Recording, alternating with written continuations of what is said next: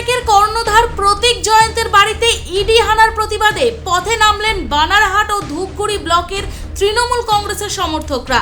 এদিন বানারহাট ব্লকে তৃণমূল কংগ্রেসের উদ্যোগে প্রতিবাদ মিছিল অনুষ্ঠিত হয়। মিছিলে নেতৃত্ব দেন বানারহাট ব্লক তৃণমূল কংগ্রেসের ব্লক সভাপতি সহ দলের অন্যান্য নেতাকর্মীরা।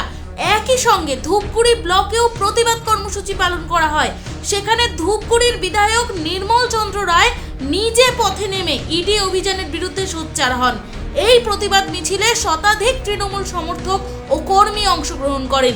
প্রতিবাদকারীদের অভিযোগ, কেন্দ্রীয় সংস্থাকে ব্যবহার করে রাজনৈতিক উদ্দেশ্য প্রণোদিতভাবে বিরোধীদের হেনস্থা করা হচ্ছে। आज बंगाल का पब्लिक ने देखा इनका दुर्भाग्य है।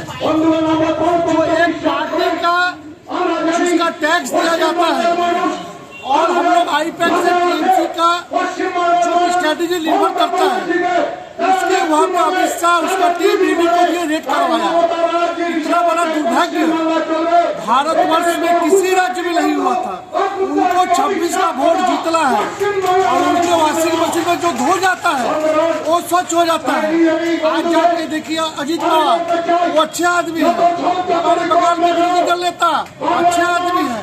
खराब है ममता बनर्जी जो पार्टी में रह के लड़दा साधा सब करके गए, उनके ऊपर कोई ईडी सीबीआई नहीं है।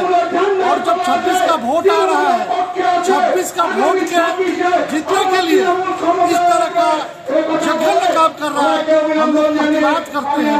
और आज पब्लिक किस तरह गुस्साया हुआ है, अगले दिन अगर उसको बंद नहीं किया करते हैं तो बंगाल का जंगल क्या करना चाहती है।